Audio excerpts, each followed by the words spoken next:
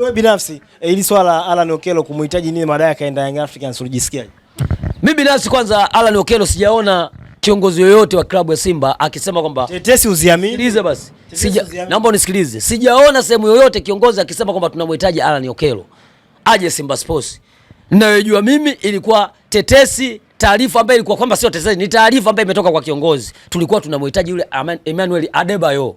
Yule ndio tulikuwa tunamhitaji. Na kina Manzo alisema try again kipindi kile kwamba huyu mchezaji tunamhitaji, na hata Manzoki pia uliona walienda kule walishindwana kwenye dau, lakini mwisho wa siku akamkosa akatuletea kwenye mkutano.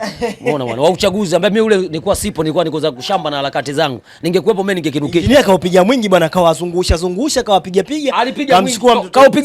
Kaupiga mwingi wapi bwana? Muita Starboy. Nisikilize kwa makini. Engineer Harris usajili alosajili msimu uliopita. Nasema msimu uliopita, msimu huu wakati dirisha kubwa linafunguliwa. Wengi ambao saizi wanaonekana wana struggle. Simba tu akimulika wao tayari wamepita. Na huyu hivyo walivyosikia waandishi wa habari wanachechea tu kwamba Simba amemulika Alan Okello, si ndo dila?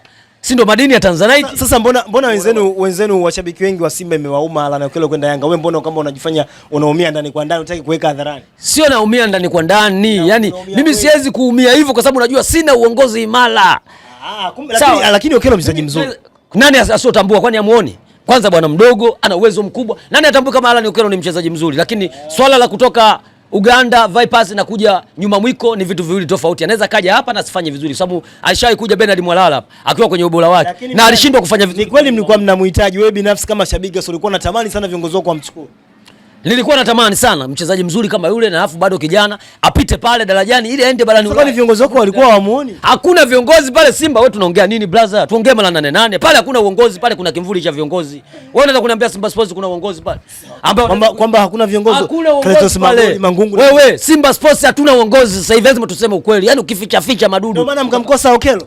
Hatuna uongozi, sio kumkosa Okello tu. Kwani sisi wachezaji tuliokuwa nao wanashindwa kupambana mpaka lazima tuwe na Okello? Hawa waliokuepo peke yake kama wanashindana nao, mimi naamini tunafika nchi ya ahadi, lakini shida hawa waliokuepo tu hawapewi fursa ya kupambana, na ndio shida sisi kuto kufanya vizuri, lakini sio kwa ajili ya Alan Okello. Alan Okello si bwana mdogo tu. Sisi tuna wachezaji wangapi pale wakubwa kuliko Alan Okello? Kwa hiyo mimi ninachoamini kwamba kuwa na uongozi imara ndio kuwa na kikosi imara. Lakini kama huna uongozi imara, kila sehemu itakuwa mbovu tu. Kwani hii miruzi kila kona mashabiki wanachama napiga miruzi? Kama uongozi unakuwa imara, unaweza kumkuta mshabiki analalamika.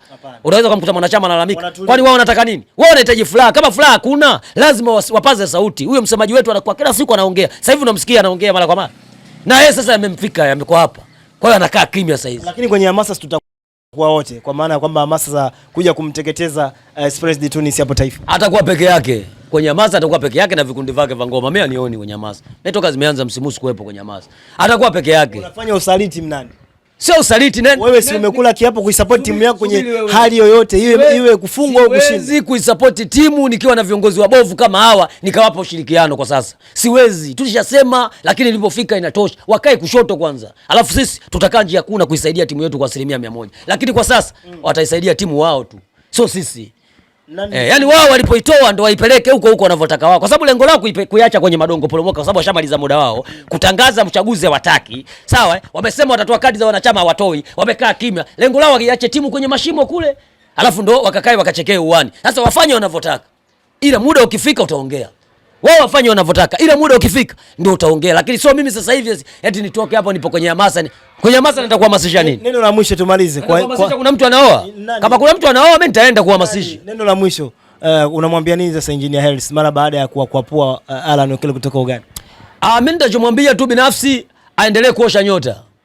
Aendelee kuosha nyota ili aonekane zaidi. Lakini akaya anajua yajayo atafurahisha.